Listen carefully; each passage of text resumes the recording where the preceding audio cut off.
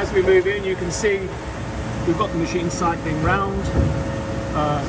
They're all in bloody good nick. We thoroughly checked the machines out. If we stop it now, we can open the door and show you inside.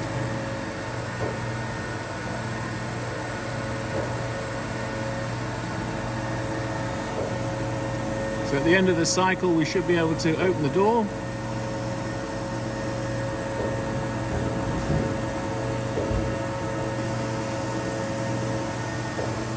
Oh, still a bit more to go.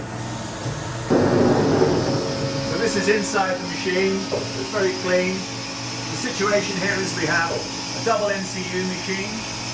All slides are compound slides. We have a 6.2 slide on the back side and on a 6.3, but apart from that it's fully configured. There are no Y-axes on the machine, but compound slides in every position.